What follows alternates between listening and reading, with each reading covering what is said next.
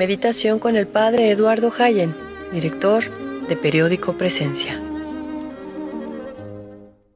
Hola, ¿qué tal? Hace algunas semanas tuvimos en nuestra catedral una misa dedicada a las parejas que no pueden concebir un niño. La esterilidad en el matrimonio es una causa frecuente de sufrimientos en estas parejas. El Papa Francisco nos recuerda en Amoris Laetitia que el matrimonio no ha sido instituido solamente para la procreación. Es muy deseable que todas las parejas tengan su familia, pero si la familia no llega, esto no quiere decir que el matrimonio se vea afectado en su valor y en su indisolubilidad. Sigue siendo un matrimonio válido. Pero el tener un hijo no es una realidad solamente biológica, se expresa también de otras maneras. Y un camino muy adecuado para hacerlo es la adopción. A las parejas que no pueden tener hijos, el Papa y la Iglesia en general los invita a abrirse a esta experiencia. Nunca se arrepentirán, dice el pontífice, de haber sido generosos para proveer de un contexto familiar a un niño que busca un hogar. Adoptar es regalar familia al que no la tiene.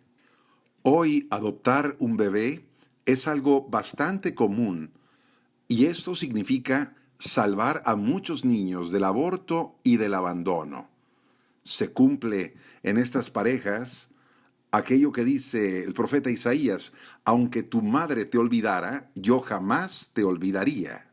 La opción de adoptar un bebé expresa una fecundidad particular en la experiencia del matrimonio.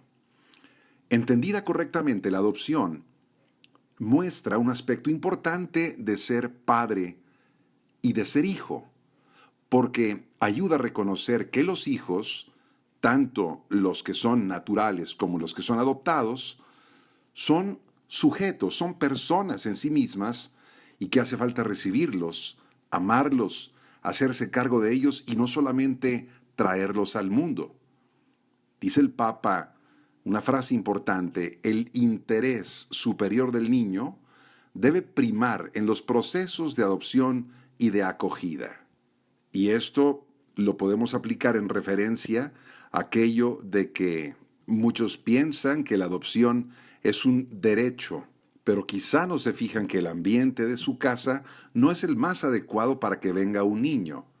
Tenemos que pensar entonces primero en los derechos del niño, sobre todo el derecho de ser recibido por un papá y por una mamá. Es necesario recordar que no solamente la procreación de los hijos o la adopción de ellos son las únicas maneras de vivir la fecundidad en el amor conyugal. Hay otras formas de fecundidad. Una familia es como una rama de un árbol. Está injertada a un tronco y depende del tronco. La familia no es un grupo de personas aisladas que busquen permanecer fuera de una sociedad, están injertadas al tronco de la vida social. Y como miembros de una sociedad, la familia tiene deberes sociales. Fijémonos en la familia de Jesús. No era una familia apartada de las demás, una familia extraña, alejada del pueblo, sino que a Jesús se le reconocía y se decía de él: ¿de dónde saca todo esto? ¿No es este el carpintero, el hijo de María? ¿No es este el hijo del carpintero? Esto nos confirma que la familia sagrada, Jesús, María y José, era una familia sencilla y cercana a todos, integrada con normalidad en el pueblo.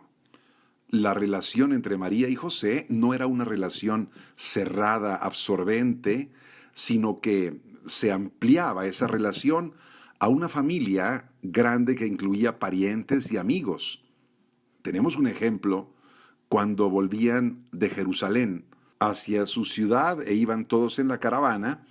Los padres aceptan que Jesús se separe un poco de ellos y se ponga a conversar con otras personas que iban también en el viaje, escuchando narraciones, compartiendo las preocupaciones. Dice el texto de San Lucas, creyendo que estaba en la caravana, anduvieron el camino de un día. Pero sí hay que reconocer que existen familias que son aisladas por la manera de decir las cosas, por el estilo de su trato, por los temas que tratan. Ellas mismas se apartan, son como lejanas de la sociedad y hasta los propios familiares se sienten despreciados o juzgados por ellos. Es maravilloso cuando un matrimonio experimenta la fuerza del amor y sabe que ese amor está llamado a sanar las heridas de otras personas, los abandonados, los pobres. El Papa invita a instaurar esta cultura del encuentro en la lucha por una sociedad más humana y más justa.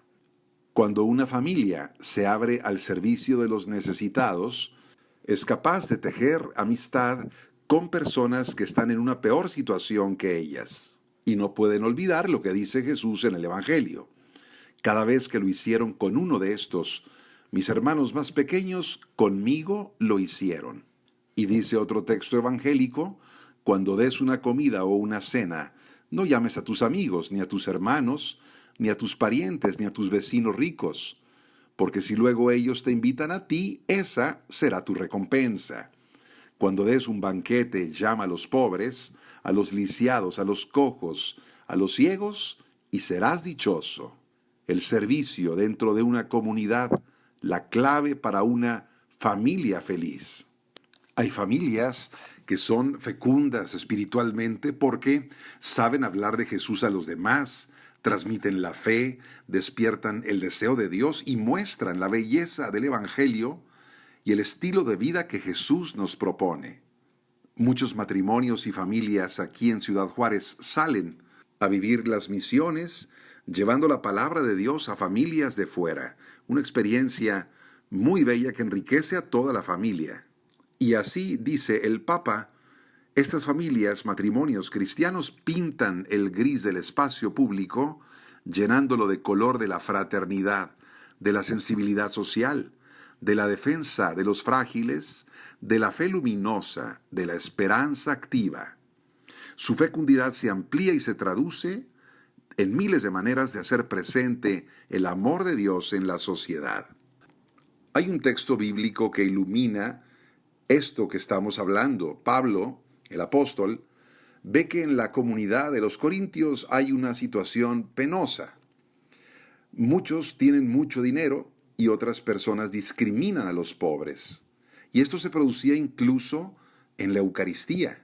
Unos en la abundancia y otros no tenían ni qué comer.